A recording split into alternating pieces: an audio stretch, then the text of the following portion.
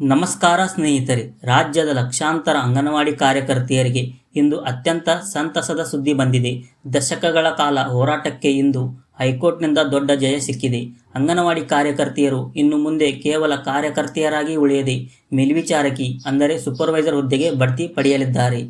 ಈ ಬಗ್ಗೆ ಹೈಕೋರ್ಟ್ ನೀಡಿರುವ ತೀರ್ಪು ಏನು, ಯಾರಿಗೆಲ್ಲ ಬಡ್ತಿ ಸಿಗಲಿದೆ, ಇಲ್ಲಿದೆ ಸಂಪೂರ್ಣ ಮಾಹಿತಿ. ಸ್ನೇಹಿತರೆ, ವಾಸ್ತವವಾಗಿ 2015ರಲ್ಲೇ ಕೇಂದ್ರ ಸರ್ಕಾರವು ಅಂಗನವಾಡಿ ಕಾರ್ಯಕರ್ತೆಯರಿಗೆ ಬಡ್ತಿ ನೀಡುವಂತೆ ಸೂಚಿಸಿತ್ತು. ಆದರೆ ರಾಜ್ಯ ಸರ್ಕಾರವು ನೇಮಕಾತಿ ನಿಯಮಗಳಿಗೆ ತಿದ್ದುಪಡಿ ಮಾಡದ ಕಾರಣ ಬಡ್ತಿ ನೀಡುವ ಬದಲಾಗಿ ನೇರ ನೇಮಕಾತಿ ಮಾಡಲು ಮುಂದಾಗಿತ್ತು. ಇದನ್ನು ಪ್ರಶ್ನಿಸಿ ಹಲವು ಕಾರ್ಯಕರ್ತೆಯರು ಹೈಕೋರ್ಟ್ ಮೆಟ್ಟಿಲೇರಿದ್ದರು. ಈಗ ಹೈಕೋರ್ಟ್ನ ಬೆಂಗಳೂರು ಮತ್ತು ಕಲಬುರಗಿ ಪೀಠಗಳು ಸರ್ಕಾರಕ್ಕೆ ಖಡಕ್ ನಿರ್ದೇಶನ ನೀಡಿವೆ. ಹೈಕೋರ್ಟ್ ಆದೇಶದ ಪ್ರಮುಖ ಅಂಶಗಳು.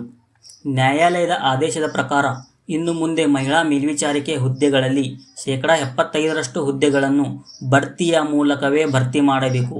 ಕೇವಲ 25% ಮಾತ್ರ ನೇರ ನೇಮಕಾತಿ ಇರಲಿದೆ. ಬಡ್ತಿ ಯಾರಿಗೆ ಸಿಗುತ್ತದೆ?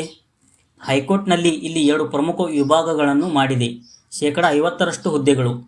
50% ಹುದ್ದೆಗಳು ಪದವಿ ಅಂದರೆ ಡಿಗ್ರಿ ಮುಗಿಸಿ 5 ವರ್ಷಗಳ ಸೇವಾ ಅನುಭವ ಹೊಂದಿರುವ ಕಾರ್ಯಕರ್ತರಿಗೆ ಮೀಸಲು ಮತ್ತು 25% ಹುದ್ದೆಗಳು ಅಂದರೆ PUC ಪಾಸಾಗಿ 10 ವರ್ಷಗಳ ಕಾಲ ಸೇವೆ ಸಲ್ಲಿಸಿದ ಕಾರ್ಯಕರ್ತರಿಗೆ ಮೀಸಲು ಇಡಲಾಗಿದೆ. ಆಯ್ಕೆ ಪ್ರಕ್ರಿಯೆ ಹೇಗೆ? ಈ ಬಡ್ತಿ ಪ್ರಕ್ರಿಯೆಯಲ್ಲಿ ಯಾವುದೇ ರೀತಿಯ ಇಂಟರ್ವ್ಯೂ ಅಥವಾ ಸಂದರ್ಶನ ಇರುವುದಿಲ್ಲ. ಬದಲಾಗಿ ಅಭ್ಯರ್ಥಿಗಳ ವಿದ್ಯಾರ್ಹತೆ ಮತ್ತು ಸೇವಾ ಜ್ಯೇಷ್ಠತೆಯನ್ನು ಪರಿಗಣಿಸಲಾಗುತ್ತದೆ. ಪ್ರತಿ 5 ವರ್ಷಗಳ ಸೇವೆಗೆ 4 ವೇಟೇಜ್ ಅಂಕಗಳನ್ನು ನೀಡಬೇಕು ಎಂದು ಹೈಕೋರ್ಟ್ ತಿಳಿಸಿದೆ. ಈ ಮೂಲಕ ಹಿರಿಯ ಮತ್ತು ಅನುಭವ ಇರುವ ಕಾರ್ಯಕರ್ತರಿಗೆ ಮೊದಲ ಆದ್ಯತೆ ಸಿಗಲಿದೆ. ಈ ಎಲ್ಲ ಪ್ರಕ್ರಿಯೆಗಳನ್ನು ಮುಂದಿನ 4 ತಿಂಗಳ ಒಳಗೆ ಪೂರ್ಣಗೊಳಿಸಿ ಅರ್ಹ ಕಾರ್ಯಕರ್ತರಿಗೆ ಬಡ್ತಿ ನೀಡುವಂತೆ ಹೈಕೋರ್ಟ್ ಸರ್ಕಾರಕ್ಕೆ ಗಡುವು ನೀಡಿದೆ. ಇದು ನಿಜಕ್ಕೂ ಅಂಗನವಾಡಿ ಕಾರ್ಯಕರ್ತೆಯರ ಶ್ರಮಕ್ಕೆ ಸಿಕ್ಕ ಪ್ರತಿಫಲ.